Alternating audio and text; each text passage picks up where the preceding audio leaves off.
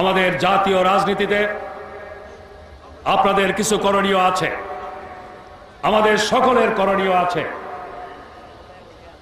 আমরা সকলে সাক্ষী, আওয়ামী লীগ দুইবার ক্ষমতায় গিয়েছিল।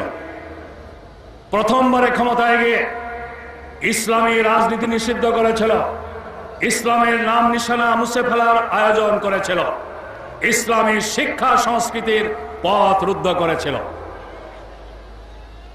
দ্বিতীয়বার ক্ষমতায় এসে মাদ্রাসার আলেম ওলামায় হয়রানি করেছে কিভাবে আপনারা জানেন। কওমি মাদ্রাসার বিরুদ্ধে ষড়যন্ত্রের অংশ হিসেবে সেখানে লাদেন বাহিনী, তারপর আল কায়েদা আবিষ্কার করে তাদের হয়রান করা হয়েছে। আর আলিয়া নিসাবের মাদ্রাসার একটিও কেটে দিয়ে তাদের উপরে একটি খড়গ ঝুলিয়ে দেওয়া হয়েছিল। আমি একদিন পত্রিকা দেখেছিলাম, আওয়ামী লীগের একটি ওলামা ফ্রন্ট আছে, ওলামা লীগ, তারা কওমি নিসাবের ওলামায়ে কেরামকে বলছে জামাত ইসলামী আপনাদের দেখতে পারে না, কারণ আপনাদের ওখানে এদের নাকি কাজ করার সুযোগ নেই। আমি এই পল্টন ময়দানে বলেছিলাম, আওয়ামী লীগ ক্ষমতায় থাকতে আল কায়েদা লাদেন বাহিনী আবিষ্কার করে কওমি মাদ্রাসার বিরুদ্ধে যখন চক্রান্ত করে, তখন ওলামা লীগের নেতৃবৃন্দ কোথায় ছিলেন? ওলামা লীগ আসলে এদেশের ইসলামী জনতাকে বিভ্রান্ত করার জন্য একটি নাম, মূলত আওয়ামী লীগেরই একটি পকেট অর্গানাইজেশন।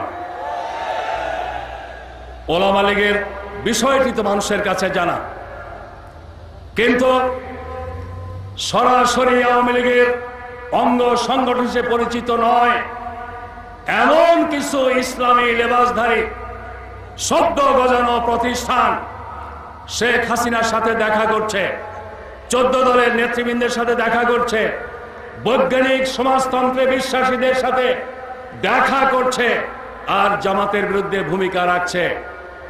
যারা এভাবে ইসলামের নাম নিয়ে লেবাস পরে আওয়ামী লীগের এজেন্ডা বাস্তবায়ন করতে চায়, বাংলাদেশকে ধর্ম নিরপেক্ষতার নামে ধর্মহীন বাংলাদেশে পরিণত করতে চায়, বাংলাদেশকে বাইরের তাবেদার রাষ্ট্রে পরিণত করতে চায়, তাদের বিরুদ্ধেও দেশবাসীকে সজাগ সচেতন করার ভূমিকা আপনাদের পালন করতে হবে।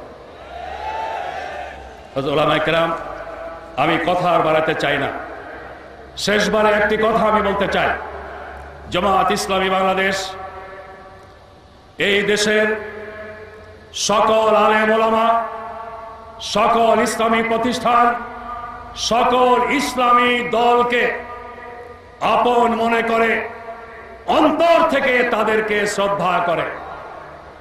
আমি এতটুকু বলতে চাই, ভুল বোঝাবুঝির কারণে হোক, যে কারণেই হোক, জামাত ইসলামীর বিরুদ্ধে যারা সমালোচনা করেন, কথা বলেন, তাদের বিরুদ্ধেও আমরা কোনো কথা বলি না, বলবো না। আপনাদের কাছে অনুরোধ করব, গঠনমূলক সমালোচনা যদি যে করতে চায় করুক, সমালোচনায় জড়িয়ে পড়ে কাদা সরাসরির মতো পরিস্থিতিতে জামাত ইসলামী আজ পর্যন্ত শরীক হয়নি, ভবিষ্যতেও হবে না। আমরা মনে করি জামাত ইসলামী এই দেশের সকল ইসলামী দলেরই প্রতিনিধি স্থানীয় একটি সংগঠন। জঙ্গিবাদের নাম নিয়ে যখন ইসলামী দল আলেম ওলামার বিরুদ্ধে তথ্য সন্ত্রাস চালানো হয়েছে, আমরা পার্লামেন্টের ভেতরে বাইরে, সাংবাদিক সম্মেলনে, জনসভায়, কূটনীতিকদের সাথে আলোচনায়, সর্বত্র শুধু জামাতের পক্ষে কথা বলিনি, এদেশের সকল আলেম ওলামা, সকল ইসলামী দলের পক্ষে কথা বলেছি। আজকের এই সময়টি ইখতিলাফ নিয়ে ঝগড়ায় জড়িয়ে পড়ার সময় নয়। ইসলামে মত পার্থক্য ছিল, আছে এবং থাকবে। যে যে মতে বিশ্বাসী তাকে সেই মতে থাকতে দিন। জোর করে একজনের মতের উপর আরেকজনের মত চাপিয়ে দেওয়ার চেষ্টা করলেই সেখানে ফিতনা ফাসাদের জন্ম হতে পারে। জামাত ইসলামী ব্যাপারে প্রথম থেকে নিয়ে শেষ পর্যন্ত সজাগ আছে, সজাগ থাকবে।